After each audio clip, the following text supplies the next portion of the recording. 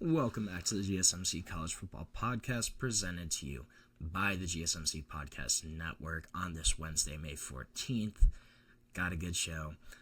Just talked about some of the Week 1 matchups, and one of those teams that has a big Week 1 matchup is the Miami Hurricanes, and they got some huge news the other day when it was announced that five-star offensive tackle, number one offensive tackle in the class. Some sites have him as the number one overall player in this 2026 class. Jackson Cantwell from Nixa, Missouri, has decided he is going to the Miami Hurricanes. This is a guy that is one of the highest rated offensive linemen of the modern recruiting era. 6'7", 320, absolutely massive, carries his size super well, and really powerful blocker, but also got a lot of good quickness, flexibility, a guy that's already projected to be a potential first-round draft pick in the NBA. Also has an athletic pedigree background. Both of his parents were Olympians in the shot put. His dad won a silver medal, I believe, in 2008. So you got a little nice pedigree coming back from there. But this was a big win for Miami. He picked them over Georgia, Oregon, and Ohio State. Those were kind of his final contenders. And Cantwell himself had said that he'd always figured he'd play either in the Big Ten or the SEC. But he was adamant the past few months that Miami would have a legit shot to land him.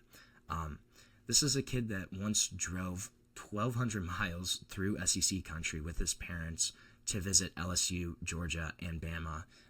He had said that they even put an air mattress in the back of the car just for him to kind of lay out, make it better. But guy that drove through SEC country, really saw all those programs. A guy that's from Missouri, so not super far off. But it really sounded like he enjoyed Miami, and one of the big reasons why was the relationships that he built. He talked about, obviously, Cristobal there, and then Alex Mirabel, their offensive line coach. He said that they had spent so much time recruiting him over the past year, just checking in on him. They texted him every day. They talked so much about offensive line development and what kind of his potential is there at Miami, at the U. And then he mentioned, too, their history of kind of developing some of these big-time offensive linemen. You look at Penei Sewell, who was there when Cristobal was at Oregon.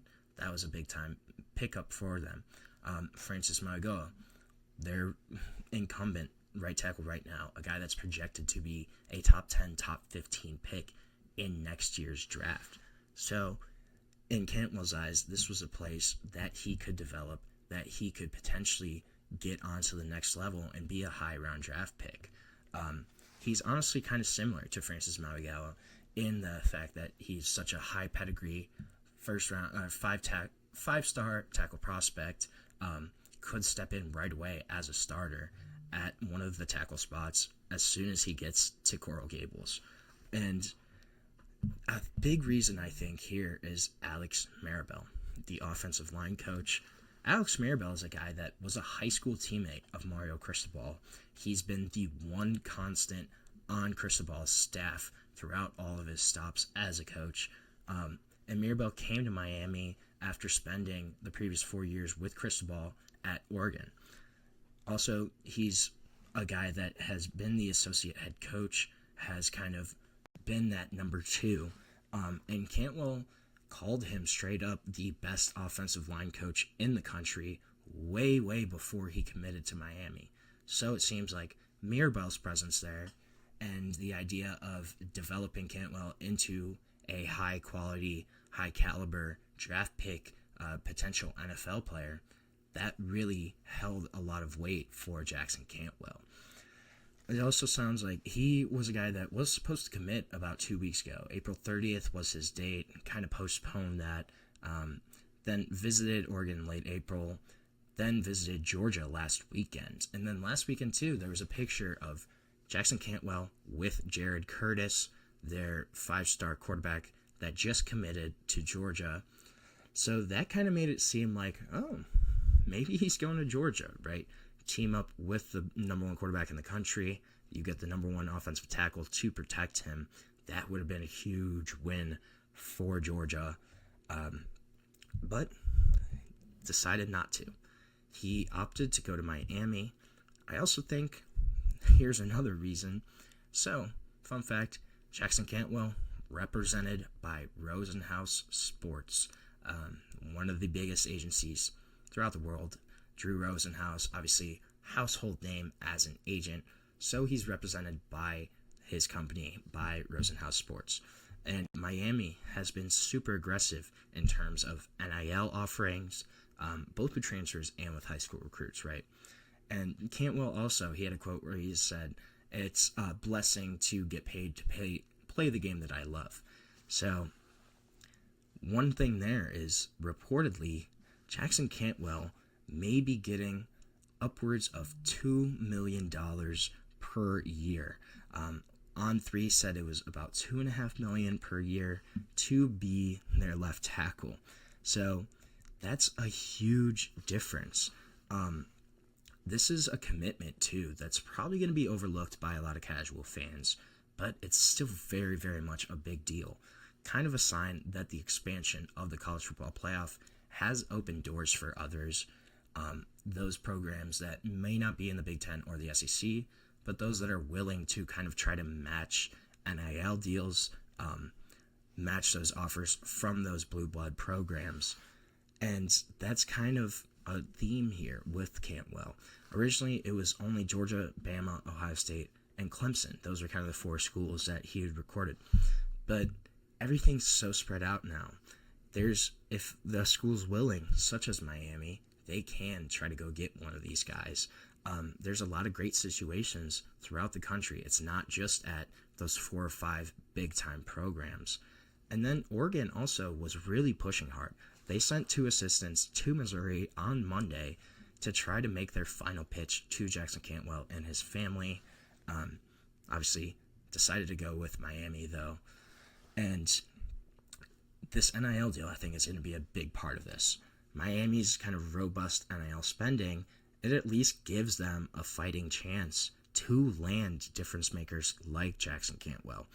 Winning obviously still matters to a lot of the high-end recruits, but if you can make the NIL playing field relatively equal, there's going to be a couple recruits that may go different ways. They may not just go with those 4 or 5 big programs that seem to be perennial contenders.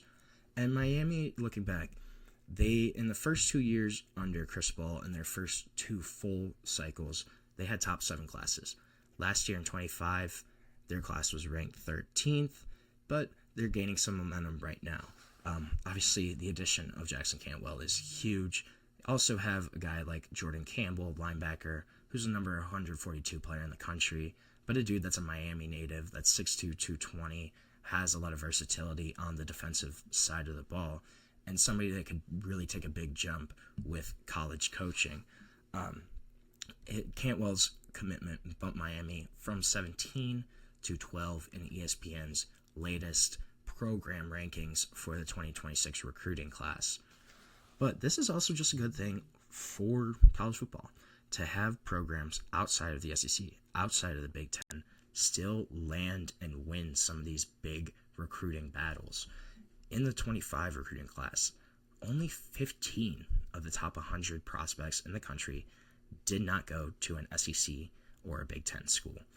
And just 2 of the 32 5-stars picked programs outside of those 2 conferences. The recent NFL draft, SEC, 15 first-rounders.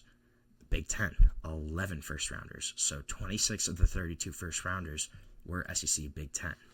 But if you can kind of get wins like this for Miami, for programs that are similar to Miami, they can win some of these recruiting battles. It helps kind of even the playing field a little bit. It kind of shows that, hey, not everything, just not all roads point directly or automatically to the Big Ten, to the SEC. There's viable alternate routes. There's other ways to kind of go about your collegiate career without having to go to one of those 2 conferences. I think that's something that this signing kind of indicates. And could it potentially be a trend? We're going to have to wait and see.